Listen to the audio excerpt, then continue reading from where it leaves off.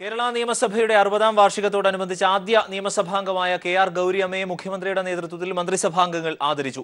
ആലപ്പുഴ ചാത്തനാട്ടെ വീട്ടിലെത്തിയാണ് ഗൗരിയമ്മയെ ആദരിച്ചത്. മന്ത്രിമാരായ Thomas Isaac, G Sudhakaran, VS. Sunilkumar, AC. Moideen എന്നിവർ മുഖ്യമന്ത്രിക്കൊപ്പം ഉണ്ടായിരുന്നു.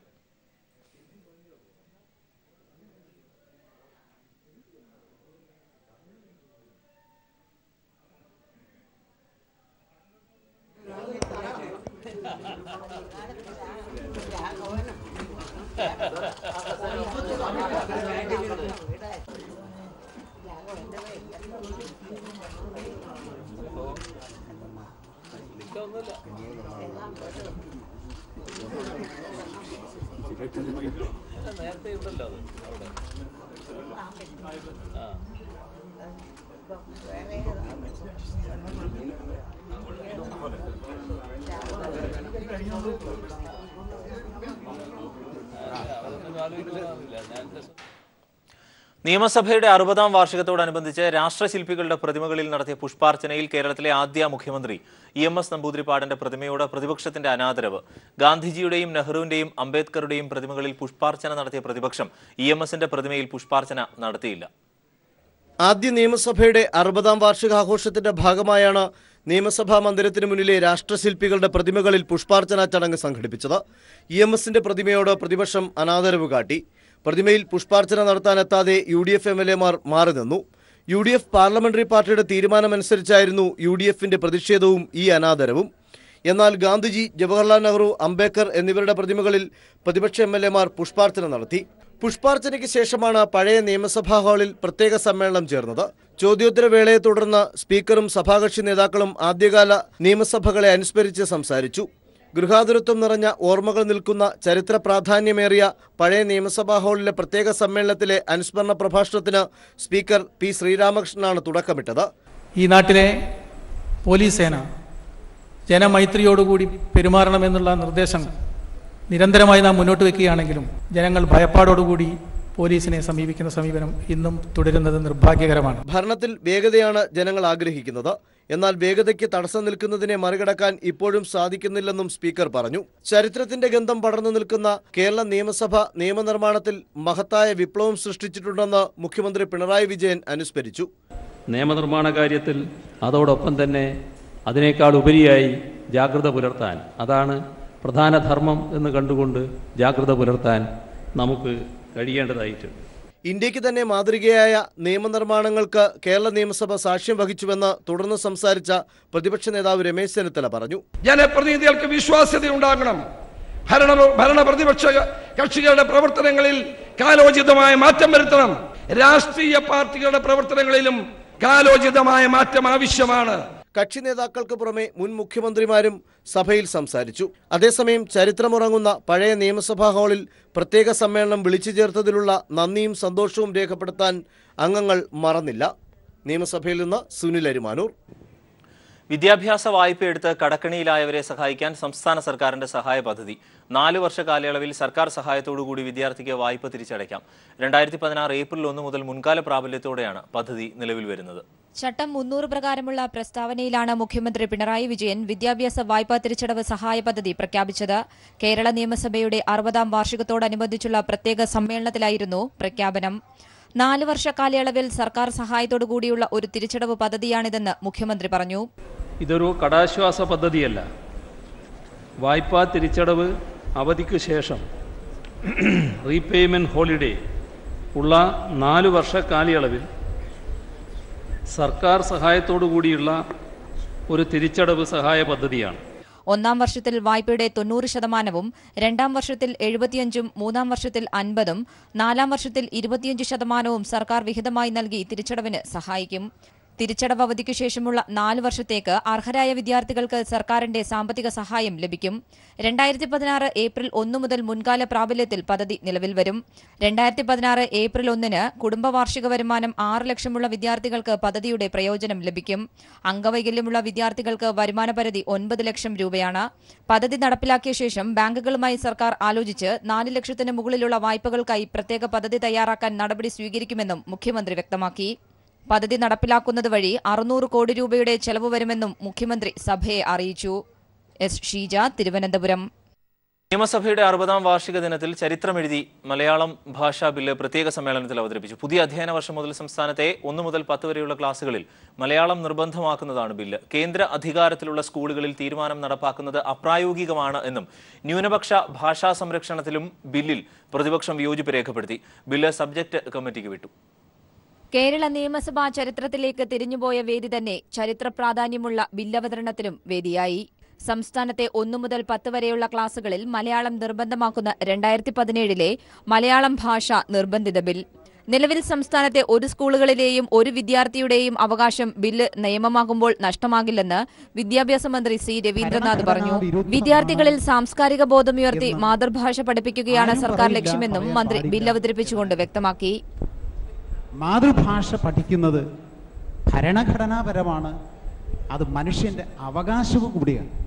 ആ ഭാഷ പഠിക്കുന്നതിൻ്റെ തടസ്സങ്ങൾ എന്തായാലും അതെല്ലാം തീർക്കുക എന്നത് കേരളീയർ ഒറ്റക്കെട്ടായി എടുക്കേണ്ട നിലപാടാണ്. ആ നിലപാടാണ് ഇവിടെ സംസ്ഥാന സർക്കാർ ആവശ്യപ്പെടുന്നത്.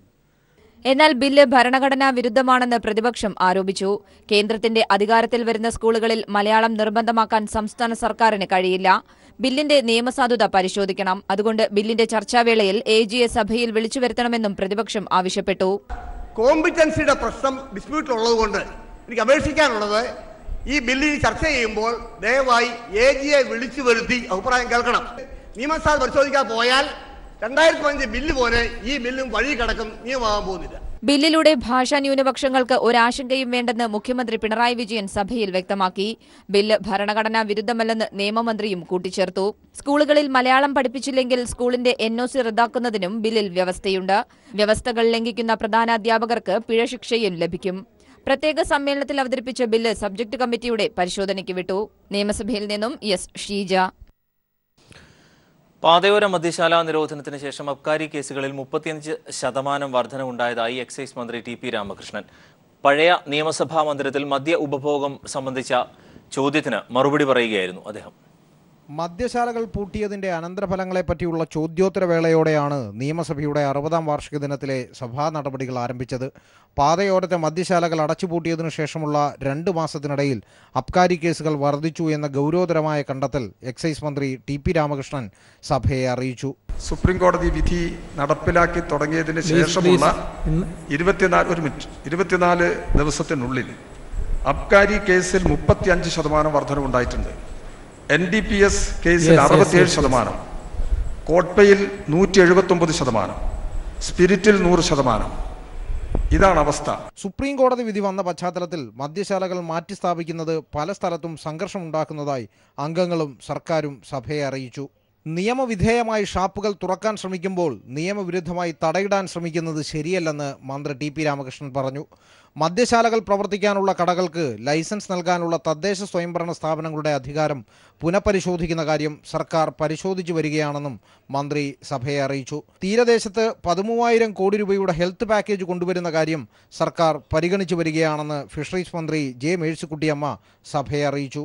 8 ലക്ഷത്തിലേറെ മത്സ്യം ലഭിച്ചിരുന്ന മുൻ വർഷത്തേക്കാൾ 4 ലക്ഷം മത്സ്യങ്ങളുടെ കുറവ് ഈ വർഷം ഉണ്ടായതായും മന്ത്രി അറിയിച്ചു. ഇത് നേരിടുന്നതിനായി KMFRI നോട്ടിഫിക്കേഷനിൽ മാറ്റം വരുത്തുമെന്നും മന്ത്രി പറഞ്ഞു. രാസമാലിന്യം കലരാത്ത മത്സ്യം ലഭിക്കുന്നതിനായി പ്രൈമറി സൊസൈറ്റികൾ വഴി മത്സ്യം സംഭരിക്കുന്ന കാര്യം സർക്കാർ പരിഗണിച്ചു വരികയാണെന്ന് മന്ത്രി സഭയിൽ വ്യക്തമാക്കി. കോടികൾ നിക്ഷേപിച്ച ഹാർബറുകൾ പൂർത്തീകരിച്ച ശേഷം മതി പുതിയ ഹാർബർ നിർമ്മാണം എന്നതാണ് സർക്കാരിൻ്റെ നയമെന്നും മന്ത്രി മേഴ്സിക്കുട്ടിയമ്മ വ്യക്തമാക്കി. കേരള കാഷ്യൂ ബോർഡ് രൂപീകരിക്കുമെന്നും മന്ത്രി മേഴ്സിക്കുട്ടിയമ്മ സഭയെ അറിയിച്ചു. News bureau, Thiruvananthapuram. Thrissur Adat service സഹകരണ ബാങ്കിലെ ക്രമക്കേട് സംബന്ധിച്ച് വിജിലൻസ് അന്വേഷണത്തിന് ഉത്തരവ്. വടക്കാഞ്ചേരി MLA അനിൽ അക്കര, ബാങ്ക് മുൻ പ്രസിഡന്റ് MP രാജേന്ദ്രൻ എന്നിവർക്കെതിരെയാണ് അന്വേഷണം. സഹകരണ രജിസ്ട്രാറുടെ റിപ്പോർട്ടിന്റെ അടിസ്ഥാനത്തിലാണ് മുഖ്യമന്ത്രി അന്വേഷണത്തിന് ഉത്തരവിട്ടത്. സാമ്പത്തിക ക്രമക്കേടുകളെ സംബന്ധിച്ച ആരോപണത്തിൽ ബാങ്ക് പ്രസിഡന്റായിരുന്ന MP രാജേന്ദ്രൻ, അനിൽ അക്കരെ MLA എന്നിവർക്കെതിരെയാണ് അന്വേഷണം ഉണ്ടാവുക. മുൻ സഹകരണ വകുപ്പ് മന്ത്രി CN ബാലകൃഷ്ണന്റെ മരുമകനാണ് MP രാജേന്ദ്രൻ. സംഘത്തിന്റെ അംഗത്വ രജിസ്റ്ററിലും അനുബന്ധ രേഖകളിലും കൃത്രിമം നടത്തുക, അർഹതയില്ലാത്തവർക്ക് വലിയ സംഖ്യ വായ്പ അനുവദിച്ച് നൽകുക, ബാധ്യതാ രജിസ്റ്ററിൽ ക്രമക്കേടുകൾ നടത്തുക, കൃത്രിമരേഖകൾ ഉണ്ടാക്കുക തുടങ്ങി നിരവധി കാര്യങ്ങൾ അന്വേഷണത്തിൽ തെളിഞ്ഞതായാണ് ജോയിന്റ് രജിസ്ട്രാർ റിപ്പോർട്ട് നൽകിയിട്ടുള്ളത്. അനർഹർക്ക് കൃത്രിമ മാർഗങ്ങളിലൂടെ അംഗത്വം നൽകി വായ്പയും മറ്റാനുകൂല്യങ്ങളും നൽകിയതുവഴി സംഘത്തിന് 31.75 കോടി രൂപയുടെ നഷ്ടമുണ്ടായതായും കണക്കാക്കിയിട്ടുണ്ട്. നെല്ല് അടയ്ക്കാ സംഭരണത്തിലും വിൽപ്പനയിലും വായ്പ നൽകിയതിലും വലിയ തോതിൽ ക്രമവിരുദ്ധ പ്രവർത്തനങ്ങൾ നടന്നതായും റിപ്പോർട്ടിൽ പറയുന്നു. സംഘത്തിന്റെ നിലനിൽപ്പിനെ തന്നെ ബാധിക്കുന്ന പ്രവർത്തനങ്ങളാണ് പ്രസിഡന്റും ഭരണസമിതി അംഗങ്ങളും നടത്തിയിട്ടുള്ളതെന്നും ബോധ്യമായിട്ടുണ്ട്. സംഘത്തിന്റെ പ്രസിഡന്റ് എം വി രാജേന്ദ്രൻ അദ്ദേഹം തന്നെ ചെയർമാനായ ഒരു സ്വകാര്യ കമ്പനിക്ക് 15 കോടി രൂപ യാതൊരുവിധ നിയമപിൻബലമില്ലാതെയും തിരിച്ചുപിടിക്കത്തക്ക ജാമ്യവസ്തുക്കളില്ലാതെയും വായ്പ അനുവദിച്ചതും വിജിലൻസ് അന്വേഷിക്കും. അനിൽ അക്കരെ MLAയുടെ അമ്മയുടെ മാതാവിന്റെ പേരിലുള്ള 29 ലക്ഷത്തോളം വരുന്ന ബാങ്ക് വായ്പ ഭരണസമിതി എഴുതിത്തള്ളിയതും വിജിലൻസ് അന്വേഷണത്തിന്റെ പരിധിയിൽ വരും. മലയാളം ഓർഗാനിക് ബസാറിന്റെ ചെയർമാനായിരിക്കെ അഡാട്ടു ബാങ്കിന് കീഴിലുള്ള സൂപ്പർ മാർക്കറ്റിൽ നിന്ന് സാധനങ്ങൾ വാങ്ങി അനിൽ അക്കരെ 2 ലക്ഷം രൂപയുടെ വണ്ടിച്ചെക്ക് നൽകിയതും അന്വേഷണ പരിധിയിൽ വരും. News bureau, Thiruvananthapuram. സൗമ്യ കേസിൽ സംസ്ഥാന സർക്കാർ സമർപ്പിച്ച തിരുത്തൽ ഹർജി സുപ്രീംകോടതി പരിഗണിച്ചു. ചീഫ് ജസ്റ്റിസ് JS കഹാർ അധ്യക്ഷനായ 6-അംഗ ബെഞ്ചാണ് ഉച്ചയ്ക്ക് 1:30 ജസ്റ്റിസുമാരുടെ ചേംബറിൽ ഹർജി പരിശോധിച്ചത്. തീരുമാനം പിന്നീട് അറിയാം. സൗമ്യ കേസിൽ ഗോവിന്ദചാമിയുടെ വധശിക്ഷ പുനഃസ്ഥാപിക്കണമെന്നാണ് കേരളത്തിന്റെ ആവശ്യം. പുനഃപരിശോധനാ ഹർജിയുടെ വാദത്തിനിടെ മുൻ ജസ്റ്റിസ് മാർക്കണ്ഡേ കട്ജുവുമായുള്ള തർക്കത്തെ തുടർന്ന് സംസ്ഥാനത്തിന്റെ ആവശ്യത്തിന് വേണ്ടത്ര പ്രാധാന്യം ലഭിച്ചില്ല എന്നാണ് കേരളം ഹർജിയിൽ ചൂണ്ടിക്കാണിക്കുന്നത്. ആർട്ട് ഓഫ് ലിവിംഗ് സ്ഥാപകൻ ശ്രീ രവിശങ്കറിന് ദേശീയ ഹരിത ട്രിബ്യൂണലിന്റെ കോടതിയലക്ഷ്യ നോട്ടീസ്. യമുനാ നദീതീരം നശിപ്പിക്കപ്പെട്ടത് കണ്ടെത്തിയ ട്രിബ്യൂണലിന് എതിരെ ശ്രീ രവിശങ്കർ നടത്തിയ പ്രസ്താവനയുടെ അടിസ്ഥാനത്തിലാണ് നോട്ടീസ്. മൂന്നാറിൽ സമരത്തിന്റെ മുദ്രാവാക്യം മാറ്റി ഗോമതിയുടെ പുതിയ തന്ത്രം. ഒരു തൊഴിലാളി കുടുംബത്തിന് 1 ഏക്കർ ഭൂമി വേണമെന്ന് പുതിയ ആവശ്യമുന്നയിച്ച സമരവേദിയിൽ പുതിയ ബാനർ സ്ഥാപിച്ചു. തൊഴിലാളികളുടെ പിന്തുണയില്ലാത്ത സാഹചര്യത്തിലാണ് നീക്കം. സമരം തൊഴിലാളികൾ തള്ളിയ സാഹചര്യത്തിലാണ് ഗോമതിയുടെയും കൂട്ടരുടെയും പുതിയ തന്ത്രം. മൂന്നാറിൽ പെമ്പിളെ ഒരുമയുടെ പേരിൽ നടക്കുന്ന സമരത്തിന്റെ സ്വഭാവമാണ് മാറുന്നത്. MM മണിയുടെ രാജീയ ആവശ്യം ഉന്നയിച്ച് ഗോമതിയും കൂട്ടരും ആരംഭിച്ച സത്യാഗ്രഹം നിരാഹാരത്തിലേക്ക് വഴിമാറിയതും CR നീലകണ്ഠന്റെ നിരാഹാരത്തോടെ ആം ആദ്മി പാർട്ടിയും ദളിത് സംഘടനകളും കൂട്ടത്തോടെ സമരത്തിന് ഐക്യദാർഢ്യം പ്രഖ്യാപിച്ചതോടെയുമാണ് സമരത്തിന്റെ സ്വഭാവവും ലക്ഷ്യവും മാറിയത്. ഓരോ തൊഴിലാളി കുടുംബത്തിനും 1 ഏക്കർ ഭൂമി എന്ന ഭൂസമരത്തിന് സമാനമായ ആവശ്യമാണ് സമരം ഇപ്പോൾ മുൻപോട്ട് വയ്ക്കുന്നത്.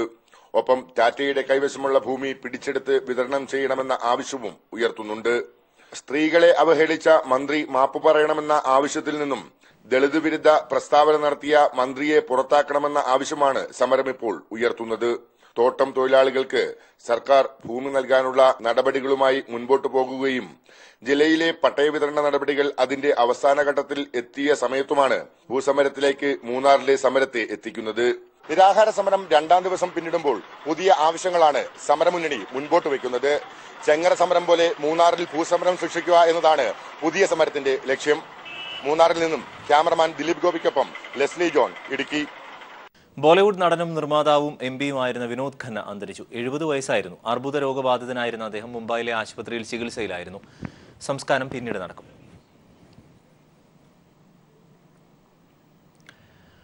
ദേശീയ ചലച്ചിത്ര പുരസ്കാര ജേതാവ് സുരഭി ലക്ഷ്മിയും നടൻ വിനോദ് കോവൂരും കൈരളി പീപ്പിൾ TV സന്ദർശിച്ചു. Deputy general manager Muhammad Arif, PRO Ajayan Ambalappad, chief production controller AJ Peter എന്നിവരുടെ നേതൃത്വത്തിൽ ജീവനക്കാർ ഇരുവരെയും സ്വീകരിച്ചു. ചീഫ് എഡിറ്റർ ജോൺ ബ്രിട്ടാസ് അവതരിപ്പിക്കുന്ന JB ജംഗ്ഷൻ പരിപാടിയിൽ പങ്കെടുക്കുന്നതിനായാണ് ഇരുവരും കൈരളി ആസ്ഥാന മന്ദിരത്തിൽ എത്തിയത്.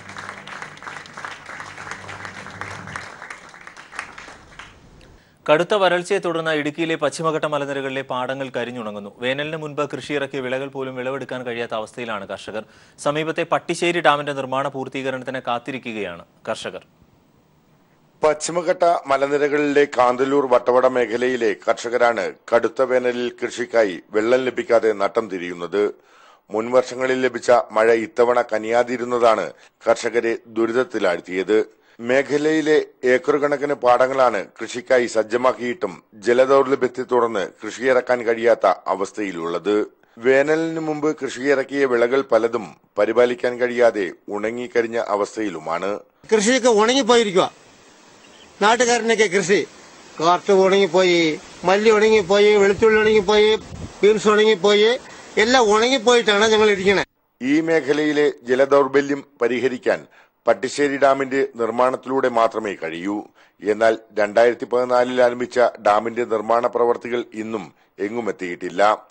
ഡാം നിർമ്മാണം പൂർത്തീകരിച്ചാൽ കുടിവെള്ള ക്ഷാമത്തിന് പുറമെ മറയൂർ, കാന്തല്ലൂർ, കീഴാന്തൂർ, കോവിൽക്കടവ് പഞ്ചായത്തിലെ കർഷകർക്ക് കൃഷിയിലൂടെ പുതിയ സ്വപ്നം കാണാനുള്ള അവസരവും ഒരുങ്ങും.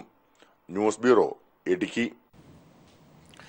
2 ലക്ഷത്തിൽ പരം പോളിസികൾ സമാഹരിച്ചുകൊണ്ട് LICയുടെ ദക്ഷിണ മേഖലയിൽ കോഴിക്കോട് ഡിവിഷൻ ഒന്നാമത്. LICയുടെ വജ്ര ജൂബിലി പ്രമാണിച്ച് പുറത്തിറക്കിയ ഭീമ ഡയമണ്ട് പോളിസിയുടെ വിപണനത്തിലും കോഴിക്കോട് ഡിവിഷൻ ഒന്നാം സ്ഥാനത്താണ്. കഴിഞ്ഞ സാമ്പത്തിക വർഷത്തിൽ 3,10,000-ഓളം പോളിസിയിലായി 1,356 കോടി രൂപയുടെ ക്ലെയിം തുകയും 4,344 വ്യക്തിഗത പോളിസികളിന്മേൽ മരണാനന്തര ആനുകൂല്യമായി 65 കോടി രൂപയും കോഴിക്കോട് ഡിവിഷനിൽ നൽകി. ആധാർ കാർഡ് മാത്രം ഉപയോഗിച്ച് നൽകുന്ന LICയുടെ പുതിയ സ്കീമായ ആധാർ ശിലയും ആധാർ സ്തംഭവും സാധാരണക്കാരിലേക്ക് LIC പോളിസികൾ കൂടുതൽ എത്താൻ സഹായിക്കുമെന്നും സീനിയർ ഡിവിഷണൽ മാനേജർ വാർത്താസമ്മേളനത്തിൽ പറഞ്ഞു. മെഗാ തിരുവാതിരയ്ക്ക് വേദിയൊരുക്കി ഗിന്നസ് ലോക റെക്കോർഡിൽ ഇടം പിടിക്കാൻ ഒരുങ്ങുകയാണ് എറണാകുളത്തെ കിഴക്കമ്പലം ഗ്രാമം. മെയ് 1 വൈകിട്ട് 5 നടക്കുന്ന തിരുവാതിര കളിയിൽ 20 സംസ്ഥാനങ്ങളിൽ നിന്നായി 7,000-ലധികം സ്ത്രീകൾ അണിനിരക്കും.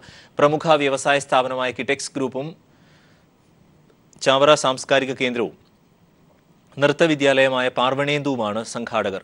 മതസൗഹാർദ്ദം ശക്തിപ്പെടുത്തുന്നതിനൊപ്പം സ്ത്രീ ശാക്തീകരണമാണ് പരിപാടിയിലൂടെ ലക്ഷ്യമിടുന്നത് എന്ന് ഭാരവാഹികൾ പറഞ്ഞു.